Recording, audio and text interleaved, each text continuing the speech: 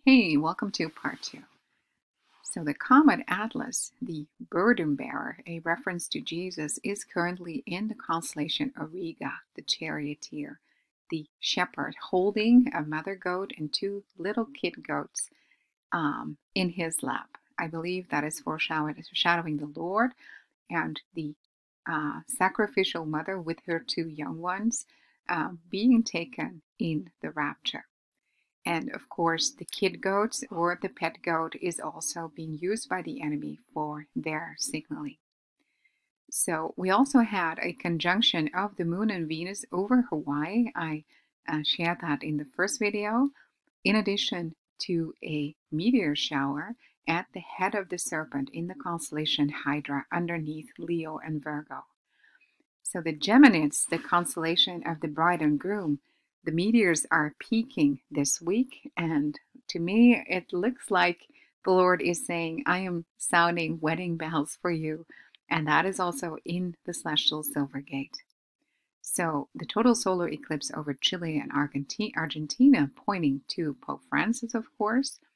Then on the 15th of December, tonight, there on Hanukkah Day 5, we have a peak in the constellation Coma Berenices, a meteor peak, and that is the constellation depicting a mother and a toddler child, Mary with the toddler Jesus, and that is anchoring the time when the Magi visited Jesus as a young child, little over a year after his birth.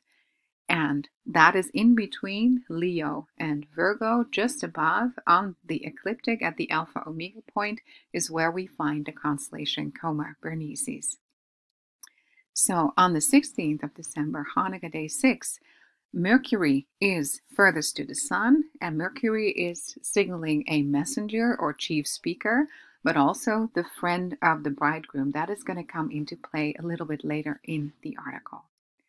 So on the 17th of December, there will be a conjunction of the moon with Jupiter and then with Saturn.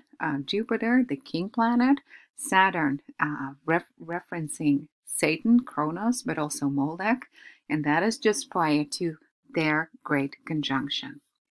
And on the 19th of December, we have a peak of meteors in Little Leo, Leo Minor, and that is active from December 5th until the 4th of February.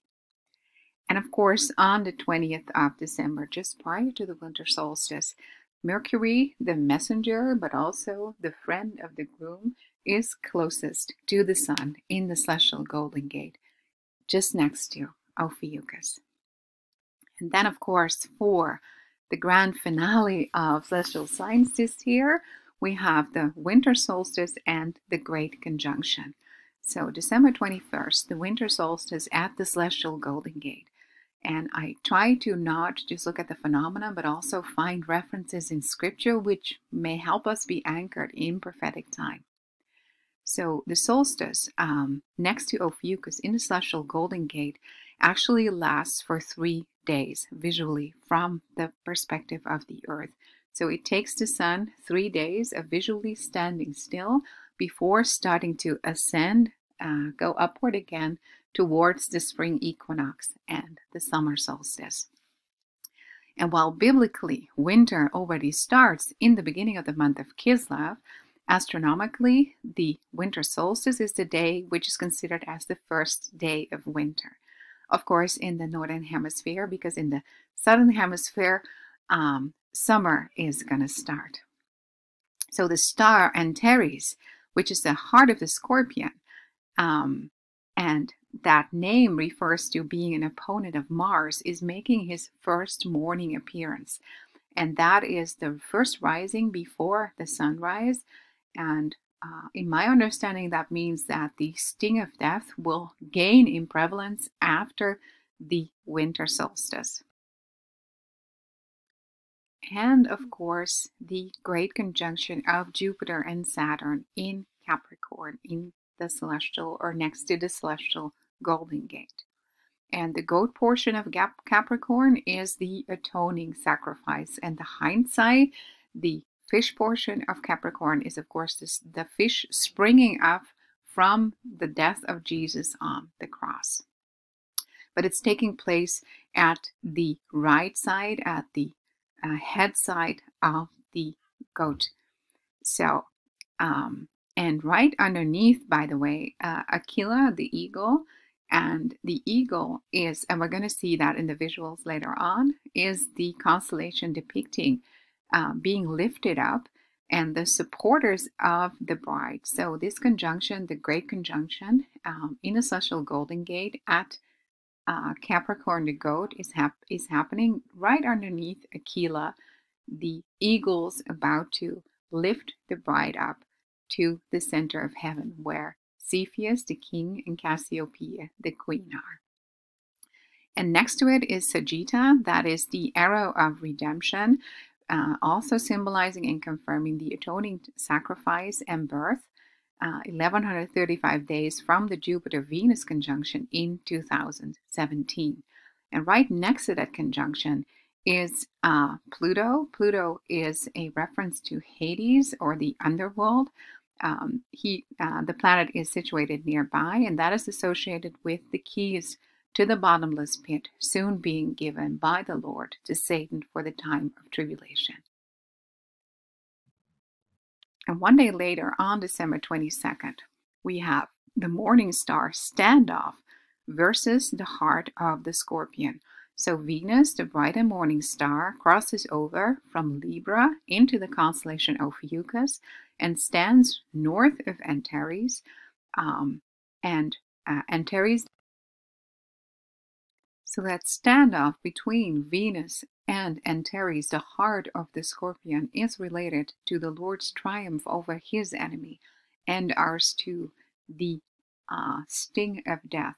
And the bride is promised to overcome that sting of death, because being taken in the rapture means that we will not taste death.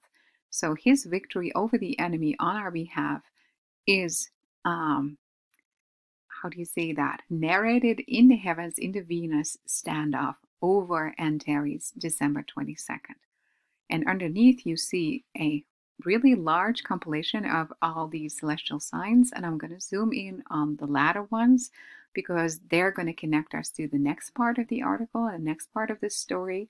And that is the Jupiter-Saturn grand or great conjunction. And this is a beautiful rendition by Louis Vega. And we can see that the great conjunction is happening in the section of the heavens called the celestial golden gate. You can see the great conjunction or grand conjunction over here at the head of Capricorn. And on the same day, December 21st, there is the winter solstice taking place on the cross section of the ecliptic and the celestial equator, just next to Ophiuchus, reflecting the restrainer. And he is also tying in this event to what the enemy is depicting in the animation, the iPad goat. And we're going to track back to that a little bit later. So the Jupiter-Saturn planetary conjunction and the planets actually creeping toward one another is actually reflecting a fish, but it also reflects a birthing of sorts. That is visual in the next image. So if you see the two wandering stars, the two planets, they are moving toward one another into a V section, and it is actually closely relating to a birth. And while we are expecting to be birthed into heaven, we know that the enemy, that Satan, is going to be cast down to earth for the time of tribulation.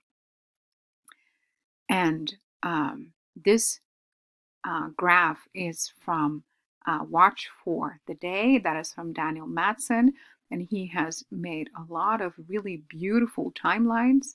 And this particular timeline in between the Jupiter-Venus conjunction, just prior to the Revelation 12 sign and the winter solstice and the 1135 days, that one spoke to me most loudly. So here you have the standoff of Venus over Antares, the heart of the Scorpion. And at that same time, you see the sun with Mercury, one day after the winter solstice in the celestial Golden Gate. So the great conjunction of Jupiter and Saturn, December 21st. And if you want to dive in deeper to the data and the underlying meaning of the great conjunction, there's a couple of studies are listed in the article with really detailed and in-depth study of the astronomical features, but also of the biblical meaning. And I'd like to highlight 3 of those studies, one of them being the authors of Torah Calendar have written an article on the Great Conjunction being a sign of the Lord's coming. And that is listed over here. And in addition, the article of Louis Vega on the Jupiter-Saturn conjunction. And if we look into history, the astronomer Kepler, he is actually referring to the Great Conjunction as the Bethlehem star. And while there was a Great Conjunction in 6 BC prior to the birth of Jesus, we know that the Bethlehem star was actually the conjunction of Jupiter and Venus, so not Jupiter and Saturn, although the media are broadcasting it as a Bethlehem star. And I believe they're doing that because they are pointing forward to the birth of the Antichrist. So in history, at the time of the Great Conjunction, was actually a time of a really profound change in era, in time frames, because we can track back that it happened at the time of creation, at the time of the fall of Adam, of Enoch, Noah's flood, of Moses, the Exodus, and the giving of the law, at the time of Isaiah, but also preceding Jesus' coming in 6 BC. And the Great Conjunction is also known in historic records as being an open door, a closing and opening of time frames. And we know that the enemy is doing a lot of broadcasting with regard to the Great Reset. They know that time is going to be given into the hands of the devil. And we know that after the rapture, that the time will be manipulated, time and natural laws will be given into the hands of the enemy. So if we go into history, we can read that the great conjunction of Jupiter and Saturn was considered to be an open door. And to me, that resonated strongly with the Lord promising us, the bride, that we would have an open door in heaven.